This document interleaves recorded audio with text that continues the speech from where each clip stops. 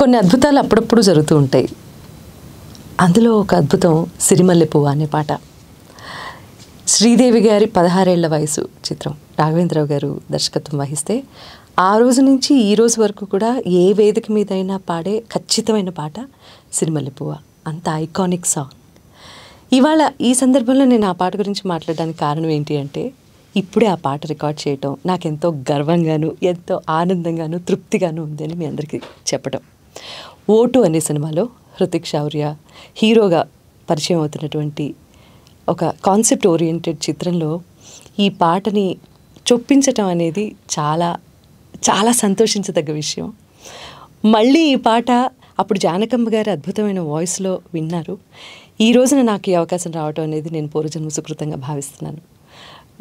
మొన్నటి వరకు జానక్ గారు పాడినటువంటి ఈ అద్భుతమైన పాట అని అనౌన్స్ చేసి మరీ నేను స్టేజ్ మీద పాడేదాన్ని.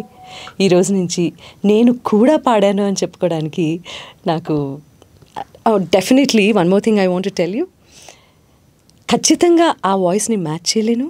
ఖచ్చితంగా ఆవిడ పాడినట్లుగా ఒక 10% కూడా పాడలేకపోవచ్చు. But still I tried my best. ఈ పాట నాకు ఈ పాటకి నన్ను ఎంచుకున్నందుకు ప్రొడ్యూసర్స్కి, డైరెక్టర్ గారికి మనస్ఫూర్తిగా ధన్యవాదాలు తెలియజేసుకుంటూ, ఈ పాట సక్సెస్ అవ్వాలి అండ్ ఈ పాటతో పాటు మిగతా పాటలు అన్నీ సక్సెస్ అవ్వాలి సినిమాకి సంబంధించి. అండ్ ఈ సినిమా కూడా అంతే విజయం సాధించాలని మనసారా కోరుకుంటూ, అందరినీ అభినందిస్తూ నాకు అవకాశం ఇచ్చినందుకు ధన్యవాదాలు తెలియజేసుకుంటున్నాను. Thank you so much.